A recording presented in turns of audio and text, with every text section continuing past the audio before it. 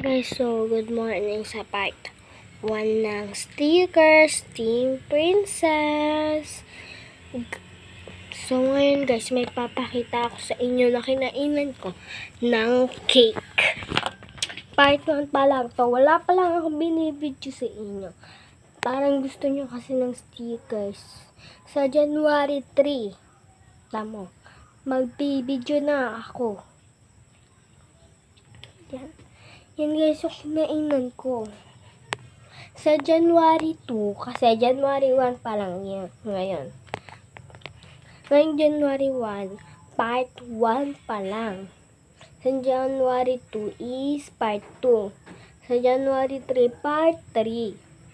Then, ito yung spaghetti, guys. Yan, ubos na. Then, ito yung naging freezer namin. Yan, water jug namin. Then, ito yung inuman namin, guys. Yan.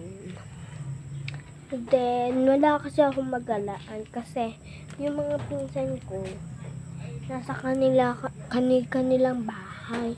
Eh, gusto ko naman doon sa kabila. Eh, hindi naman ako pinayagan doon. At hindi ako sinasama ni Papa. Then, ikakwento ko sa inyo kung ano yung naging problema namin ng pinsan kong si Mylene. Papakita ko sa inyo si Mylene pag dumating. Ngayon, pag dumating ngayon guys, si January 1 is sinend ko na agad yan bagos nag-video uli ako bagos nandyan ang isa kong kaibigan si Mylene ay nakakasama niya siya. Makikita niyo kung ano siya. Kaya kakwento ko na siya. Nung unang araw, nung 5 pa lang ako, marunong na ako mang-irap kaya ganito ako.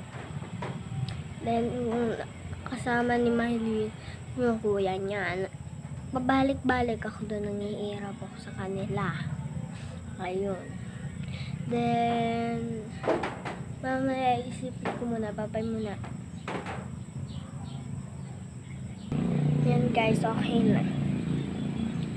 Eto. Ngayong 7 na ako at yung pinsan ko sa Mylene, 8 na, is kami ay magkabati minsan, magkaaway minsan.